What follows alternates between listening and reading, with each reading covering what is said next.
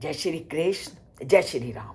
ब्रह्मा जी जब जैसे ही वाल्मीकि के सामने उपस्थित हुए तो वाल्मीकि जी पूरी तरह से उनके स्वागत के लिए खड़े हो गए। तो किस तरह से वाल्मीकि जी ब्रह्मा जी का स्वागत करते हैं उसका वर्णन करते हुए आज के श्लोक में कहा है, पूज्य मास्तम देवम पा पात अर्घय आसन वंदनई प्राणम में विधिवत पुष्टया चैव निरामयम।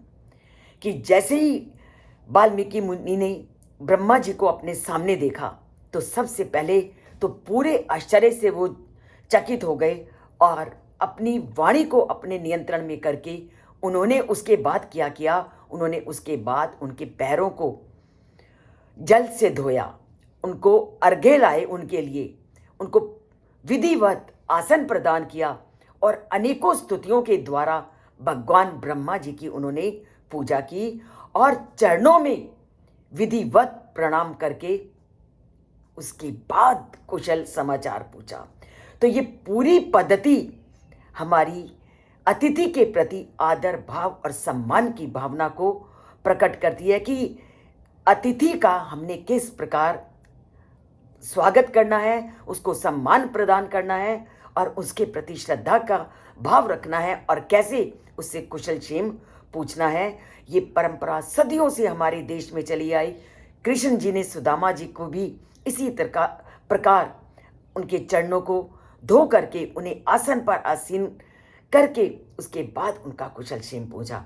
तो चरणों को धोना हमारी संस्कृति का सबसे बड़ा एक गुण था, क्योंकि जब भी कोई बाहर से आता था तो अनेक प्रकार के धूल मिट्टी से उसके पांव सने होते हैं, तो उसको धोना हमारा परम कर्तव्य होता है। उसके बाद उसको आसन प्रदान करना और उसके बाद अनेक प्रकार से स्तुतियों के द्वारा उसकी पूजा अर्चना करना और विधिवत उसको आसन प्रदान करना, ताकि जितनी भी रास्ते की थकावट है उसकी दूर हो, तब वो अच्छी तरह से बातचीत करने के लायक बनता है। तो ये सारा विधि विधान करके उसके बाद उन्होंने उसका कुशल समाचार पूछा। अब कुशल क्षेम के पश्चात वाल्मीकि और ब्रह्मा जी के मध्य क्या बातचीत होती है, इसे हम कल के श्लोक में जानेंगे और तभी जान पाएंगे जब चैनल से जुड़ेंगे, उसके साथ नाता जोड़ेंगे। सब्सक्राइब नहीं किया तो सब्सक्राइब करेंगे और लाइक का बटन ज़रूर दबाएंगे, क्योंकि लाइक की कंजूसी को हम छोड़ नहीं रहे और परमात्मा से नाता जोड़ नहीं रहे।